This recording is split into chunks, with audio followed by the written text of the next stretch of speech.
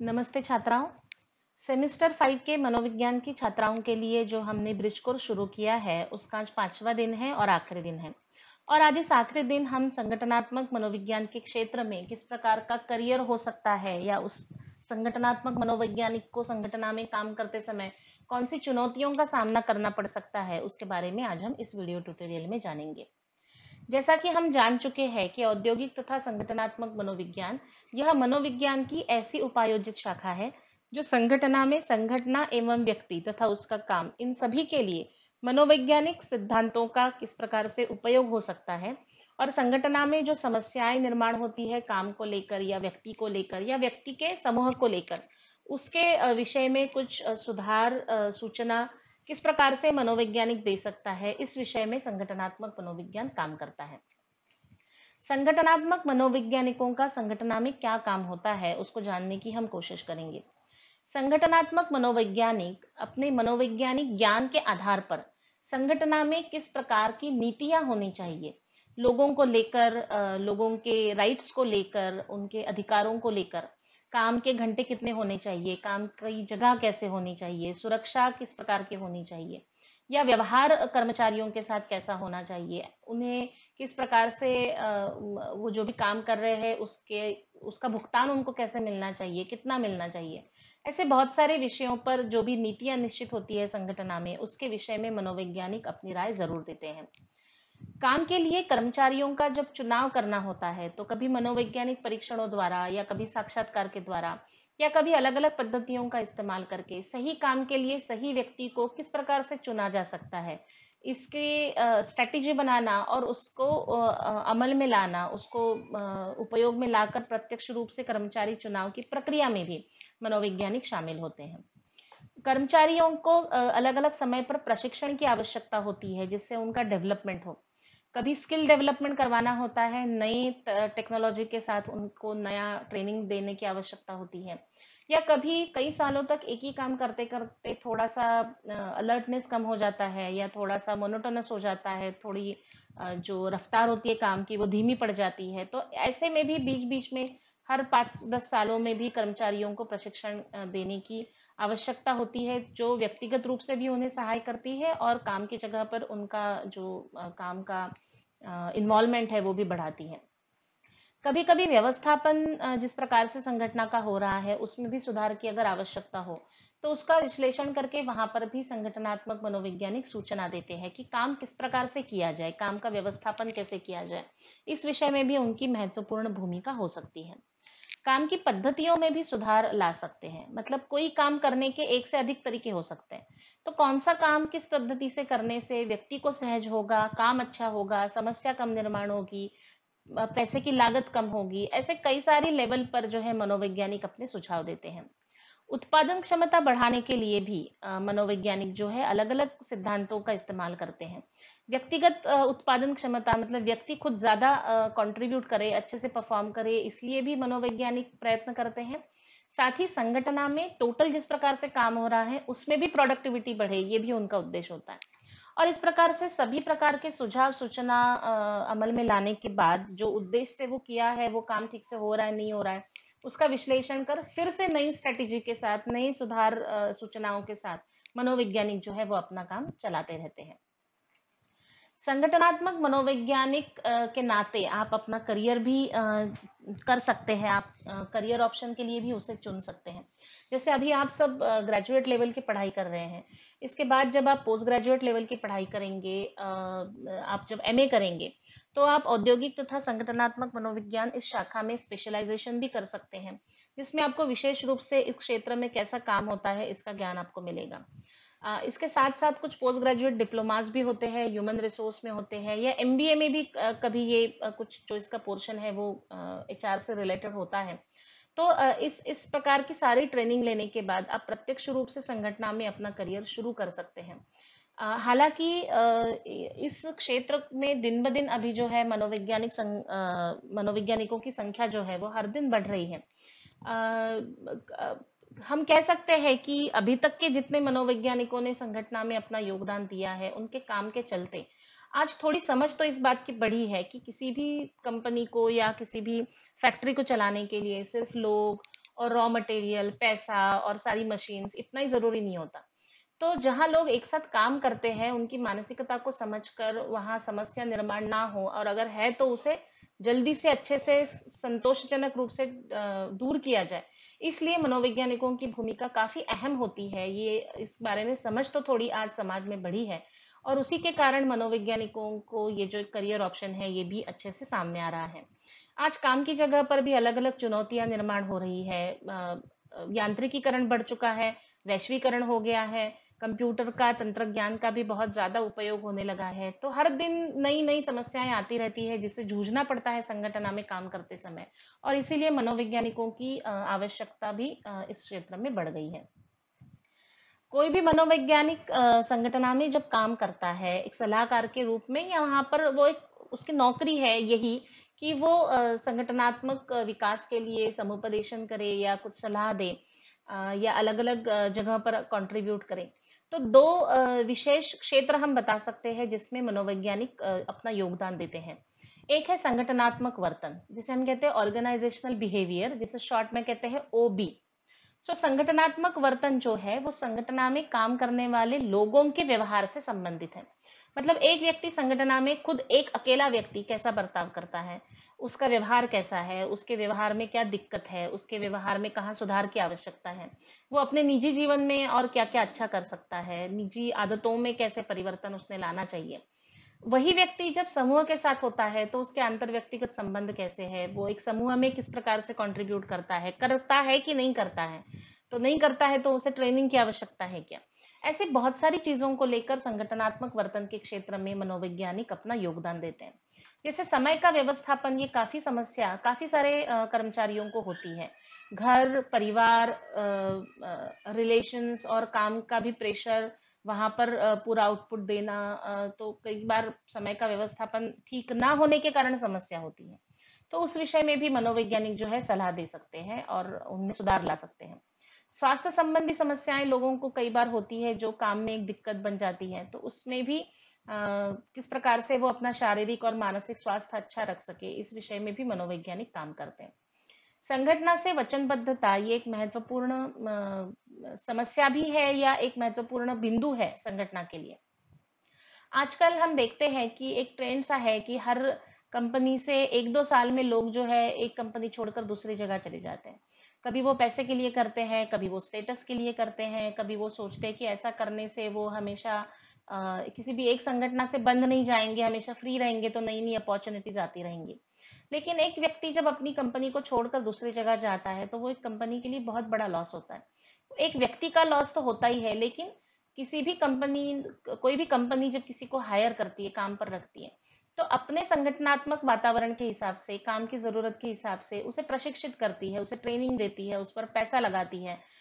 उसकी कुछ गलतियां होती है शुरुआत में, जिसको समायोजित कर उस व्यक्ति को वो बेहतर बनाने की कोशिश करता है। उसमें बहुत सारे पैसे, बहुत सारे घंटे, बहुत सारा विचार उसमें इन्वेस्ट होता है। तो कंपनी छोड़कर जब वो व्यक्ति चला जाता है तो उन सारे लेवल पे भी लॉस होता है। तो संगठना से जितना एक व्यक्ति कमिटेड रहेगा, वचनबद्ध रहेगा कि ये मेरी कंपनी है, ऐसा अगर उसे लगेगा, तो वो उस कंपनी में ज्यादा कंट्रीब्यूट करेगा। वो अपने उज्जवल भविष्य के साथ संगठना का भी भविष्य उज्जवल बनाएगा। तो इस प्रकार का भाव लोगों में निर्माण किस प्रकार से हो, उसके लिए क्या करना चाहिए, कैसे नीति नियम होने चाहिए, इस विषय में बहुत महत्वपूर्ण काम जो है मनोवैज्ञानिक करते हैं। काम के तनाव और व्यवस्थापन के विषय में भी कई बार प्रशिक्षण की आवश्यकता होती है लोगों को। उसी प्रकार के अंतर व्यक्तिगत संबंधों में सुधार लाने के लिए भी छोटे मोटे कार्यक्रम या छोटी छोटी बातें होती है जिससे फायदा हो सकता है। तो मनोवैज्ञानिक उस विषय में भी काम करते हैं। काम की जगह पर व्यक्ति का काम किस प्रकार का है, वो जैसा उसको काम करना है वैसा कर रहा है, नहीं कर रहा है, उससे अच्छा कर रहा है, उससे कम अच्छा कर रहा है, इसका मूल्यांकन समय समय पर होता है। और निजी क्षेत्र में इसी मूल्यांकन के आधार पर उनको या तो बढ़ोतरी दी जाती है, उनका जो सैलरी है वो बढ़ाया जाता है, या तो वैसे ही रखा जाता है, या कई बार कम भी किया जाता है। तो ये मूल्यांकन कैसा हो और उसका फीडबैक कर्मचारियों को कैसे मिले, इस विषय में भी जो है मनोवैज्ञानिक काम करते हैं। साथ ही कार्य प्रेरणा और कार्य समाधान, ये दो ऐसे मुद्दे हैं जिससे हमने इसके पहले भी बात की और बाद में भी हमें डिटेल में इसके बारे में पढ़ना है कि व्यक्ति जब तक कार्य प्रेरित नहीं होगा वो कंट्रीब्यूट नहीं करेगा। तो किस व्यक्ति को कैसे, एक ही पद्धति जो है व्यक्ति को कार्य प्रेरित करने की वो हमेशा काम में नहीं आएगी। हर व्यक्ति के हिसाब से कुछ अलग-अलग ऑप्शंस निकालने पड़ते हैं। उसी प्रकार से व्यक्ति को काम का संतोष हो, इसलिए भी बहुत सारे मॉडल्स इस्तेमाल किए जाते हैं उनकी जॉब सैटिस्फैक्शन को बढ़ाने के लिए। और ये सारे एफर्ट्स करने के बाद एक संगठना में व्यक्ति कितना बेहतर परफॉर्म कर सके, उसकी जिम्मेदारी जो होती है वो मनोवैज्ञानिक को होती है कि उसे हमेशा देखना पड़ता है कि सब चीजें ढंग से हो। और अल्टीमेटली जो एक संगठना है वो एक परिवार के रूप में किस प्रकार से अपना परफॉर्मेंस दे या अपने आप को डेवलप करे। उसी प्रकार से संगठनात्मक वर्तन के साथ साथ संगठनात्मक विकास के लिए भी काम करते हैं मनोवैज्ञानिक। संगठनात्मक विकास को कहते हैं ऑर्गेनाइजेशनल डेवलपमेंट, जिसे शॉर्ट में कहा जाता है ओडी। ये भी शब्द आपको काफी बार सुनने को मिलेगा। एक संगठना अगर डेवलप होती रहती है, उसका विस्तार होता रहता है, उसका विकास होता रहता है, तभी उसमें काम करने वाले लोग भी आगे बढ़ सकते हैं। अगर एक संगठना ने अपने आप को बढ़ाने के प्रयत्न छोड़ दिए तो वो स्पर्धा में पीछे आ जाएगी। वो नई टेक्नोलॉजी से एडजस्ट नहीं कर पाएगी या स्पर्धा में जो है खड़ी नहीं रह पाएगी। तो धीरे धीरे हो सकता है कि वो संगठना, वो संस्था, कंपनी, फैक्ट्री है, वो बंद पड़ जाए। तो वहां काम करने वाले लोगों का भविष्य भी उसी के साथ जुड़ा होता है। तो संगठनात्मक विकास निरंतर एक प्रक्रिया होती है जिसपे निरंतर सोचना पड़ता है, कुछ बदलाव करने पड़ते हैं, तभी वो संगठना आगे बढ़ सकती है। तो संगठनात्मक विकास के लिए भी मनोवैज्ञानिक जो है काफी महत्वपूर्ण योगदान देते हैं। जैसे संगठना को समय के हिसाब से कौन से नए तंत्र, नई पद्धतियां, नई प्रणाली, हम जिसे कहते हैं सिस्टम, कौन सी अपनानी चाहिए, उसकी क्या आवश्यकता है। और नई तंत्र प्रणाली अपनाने से सिर्फ नहीं होता, तो हर स्तर पर, लोगों के स्तर पर, डिपार्टमेंट के स्तर पर, मशीनरी के स्तर पर, जगह भी, कंपनी में कितनी जगह है उसका भी विस्तार कई बार करने की आवश्यकता होती है। नई नई टेक्नोलॉजी में पैसा इन्वेस्ट करना पड़ता है। उन सभी में भी महत्वपूर्ण जो डिसीजन मेकिंग में जो है महत्वपूर्ण रोल होता है मनोवैज्ञानिकों का। साथ ही कर्मचारियों की नियुक्ति प्रशिक्षण में तो होता ही है। स्पर्धा का सामना करना हर संगठन के लिए आवश्यक होता है, क्योंकि स्पर्धा से जब तक आप उसमें उतरते नहीं हैं, आपका टिके रहना मुश्किल होता है। साथ ही संगठन में अंतर्गत सुरक्षा व्यवस्था भी बहुत अहम होती है। कर्मचारी जहां काम करते हैं वहां पर सुरक्षा की व्यवस्था बहुत अहम होती है, न सिर्फ व्यक्ति की सुरक्षा के लिए पर संस्था, कंपनी की, फैक्ट्री की सुरक्षा के लिए भी। हम देखते हैं कि कई बार आग लगने से या कोई एक्सीडेंट हो गया उसके कारण लोग जख्मी हो जाते हैं, कभी जीवित हानि हो जाती है। तो ऐसे समय में सिक्योरिटी के लिए क्या क्या उपाय होने चाहिए और वो है या नहीं, या उनका ध्यान रखना, या बढ़ती इंफ्रास्ट्रक्चर के साथ उसको भी बढ़ाना, आवश्यकतानुसार गंभीरता से उस विषय में काम करना, ये काम भी मनोवैज्ञानिक करते हैं। कर्मचारी कल्याण नीति भी एक महत्वपूर्ण भाग होती है किसी भी संगठन का। अगर आपको व्यक्ति को संगठन से जोड़े रखना है, तो संगठन को भी व्यक्ति के कल्याण के बारे में सोचना पड़ता है, उसके वेलफेयर के बारे में, क्योंकि व्यक्ति का अगर कुछ अच्छा भला हो तो ही संगठन का भी कुछ अच्छा भविष्य हो सकता है। तो कर्मचारियों के लिए ऐसी कौन सी कल्याण नीतियां होती है, जैसे कि आपको पता होगा कि बहुत सारी कंपनी या फैक्ट्रीज के अपने क्वार्टर्स होते हैं। मतलब लोग बाहर से आकर अगर यहाँ रह रहे हैं, और या तो वो शहर में दूर कहीं रह रहे हैं, तो वो अपनी काम की जगह पर भी आकर क्वार्टर्स में रह सकते हैं, जिससे उन्हें आसानी होती है, उनकी समस्या कम हो सकती है। या उनके बच्चों की पढ़ाई के लिए, या बच्चे अच्छा करते हैं परीक्षा में तो उनको कुछ उसका इनाम मिलता है, या एक परिवार के लिए बीमा होना, या उनका एक मेडिकल चेकअप होना। तो छोटी छोटी बातें होती है जिसके लिए कंपनी को बहुत ज्यादा इन्वेस्ट नहीं करना पड़ता, पर एक व्यक्ति को लगता है कि मेरी कंपनी मेरे बारे में सोचती है, मेरी संस्था मेरे बारे में सोचती है, और वो ज्यादा लॉयल होके, ज्यादा ऑनेस्टली, ज्यादा कमिटेड होके कंपनी के लिए काम करता है। तो ऐसे वेलफेयर मेजर्स, जिसे हम कहते हैं कर्मचारी कल्याण नीतियां, कौन कौन सी होनी चाहिए, किस प्रकार की होनी चाहिए, और क्या जरूरतें हैं कर्मचारियों की, इस विषय में भी मनोवैज्ञानिक अपना योगदान देते हैं। और इन सभी बातों को अगर हम जोड़ ले तो संगठन निरंतर विस्तार उसका कैसे होता रहे, निरंतर आगे कैसे बढ़ती रहे, इस विषय में भी मनोवैज्ञानिकों का योगदान बहुत ही महत्वपूर्ण होता है। अब चुनौतियों की अगर बात करें तो जैसे मैंने इसके पहले भी कहा कि काम आजकल बहुत ज्यादा कंप्यूटर बेस्ड हो गया है। अभी के कोविड के सिचुएशन में तो हम बहुत अच्छे से समझ रहे हैं कि ऑनलाइन काम करना या वर्क फ्रॉम होम करना जितना आसान लगता है उतना आसान नहीं है। उसके कारण बहुत सारी स्वास्थ्य संबंधी समस्याएं या परिवार से संबंधित समस्याएं, या हम एक कहते हैं हम कि मनुष्य जो है सामाजिक प्राणी है। तो हम लोगों को मिलते हैं, बात करते हैं, वो हमारे लिए जरूरी होता है। हम इमोशनली लोगों से जुड़े, न सिर्फ स्क्रीन पे हम लोगों से ज्यादा लंबे समय तक, और बहुत ज्यादा लोगों से हम स्क्रीन से कंफर्टेबल नहीं होते हैं।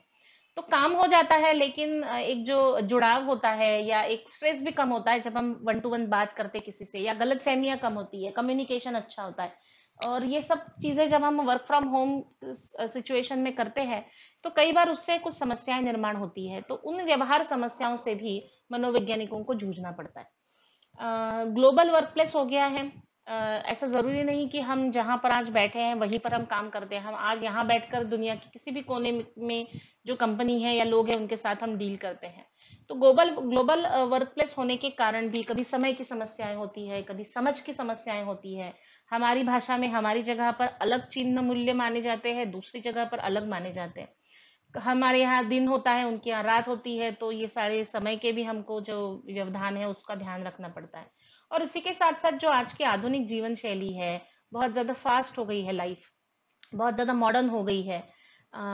अलग अलग प्रायोरिटीज है लोगों की, लोगों के जीवन की अलग अलग आवश्यकताएं हैं, जिसके लिए वो खुद भी अपने व्यक्तिगत जीवन में बहुत ज़्यादा प्रयासरत होते हैं।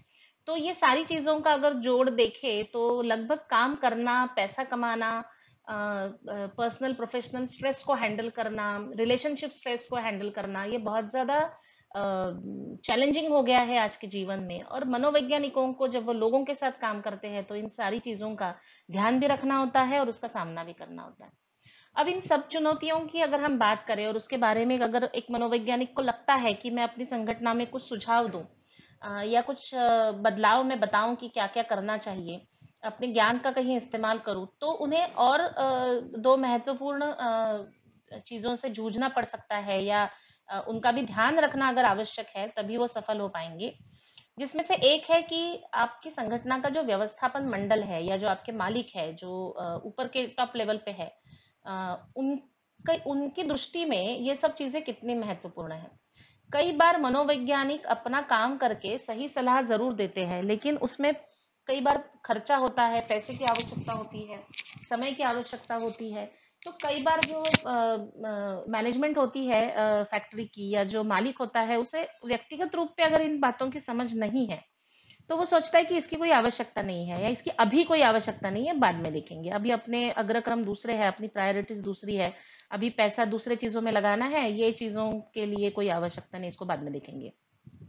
तो उनके नीति नियम या उनकी दृष्टि अगर इन चीजों के लिए सपोर्टिव नहीं है, तो आपको कड़ी मेहनत करनी पड़ती है उनको ये सब चीजें समझाने के लिए कि एक मनोवैज्ञानिक रूप से भी अगर आप संघटना का विश्लेषण करते हैं और जो समस्याएं पाते हैं उनको दूर करना उतना ही आवश्यक है, जितना आप आपके रॉ मटेरियल या टेक्नोलॉजी या मशीन को लेकर जितने कंसर्न है, उतनी ही कंसर्न आपको इन चीजों के लिए भी होना चाहिए, जो एक मनोवैज्ञानिक दृष्टि से संगठना में जिनकी आवश्यकता होती है।